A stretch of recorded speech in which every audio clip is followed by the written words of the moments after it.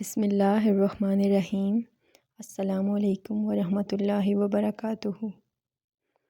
ایک دفعہ ایک عورت رسول پاک صلی اللہ علیہ وآلہ وسلم کے پاس آئی اور اپنے شوہر کی شکایت کی کہ وہ بہت زیادہ اپنے دوستوں کو گھر دعوت دیتا رہتا ہے اور وہ تھک جاتی ہے کھانے بنا بنا کے اور ان کی مہمانداری میں۔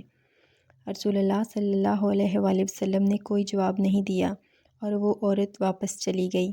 کچھ دیر بعد رسول پاک صلی اللہ علیہ وآلہ وسلم نے اس عورت کے شوہر کو بلوایا اور فرمایا، آج میں تمہارا مہمان ہوں۔ وہ آدمی بہت خوش ہوا اور گھر جا کے اپنی بیوی کو بتایا کہ رسول اللہ صلی اللہ علیہ وآلہ وسلم آج ہمارے مہمان ہیں۔ اس کی بیوی بے حد خوش ہوئی اور وقت لگا کر محنت سے ہر چیز اچھے سے تیار کرنے میں لگ گئی اپنے سب سے معزز مہمان رسول پاک صلی اللہ علیہ وآلہ وسلم کے لیے۔ اس زبردست پرتکلف دعوت کے بعد رسول پاک صلی اللہ علیہ وآلہ وسلم نے اس شخص سے کہا کہ اپنی بیوی سے کہنا کہ اس دروازے کو دیکھتی رہے جس سے میں جاؤں گا۔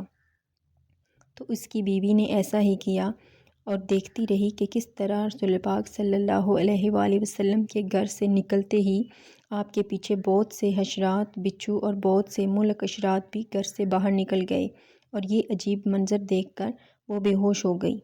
جب اسے ہوش آیا تو رسول پاک صلی اللہ علیہ وآلہ وسلم کے پاس آئی تو آپ صلی اللہ علیہ وآلہ وسلم نے فرمایا کہ یہ ہوتا ہے جب تمہارے گھر سے مہمان جاتا ہے تو اپنے ساتھ ہر طرح کے خطرات، مشکلات اور آزمائشیں اور ملک جاندار گھر سے لے جاتا ہے، اور یہ اسی وجہ سے ہوتا ہے کہ جو تم محنت کر کے اس کی خدمت مدارت کرتی ہو۔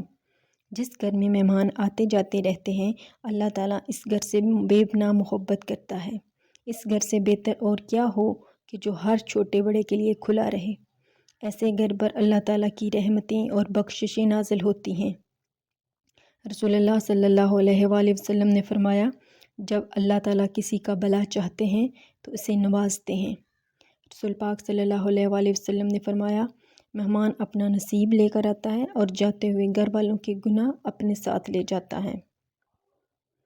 ناظرین، جان لیں کہ مہمان جنت کا راستہ ہے۔ رسول پاک صلی اللہ علیہ وآلہ وسلم کا ارشاد ہے، جو اللہ اور روز آخرت پر یقین رکھتا ہے وہ اپنے مہمان کے ساتھ بے لوث ہوتا ہے۔ اگر آپ کو میری یہ ویڈیو اچھی لگی تو پلیز لائک کریں، کمنٹ کریں اور اگر چینل پر نئے ہیں تو سبسکرائب کریں۔ اللہ حافظ۔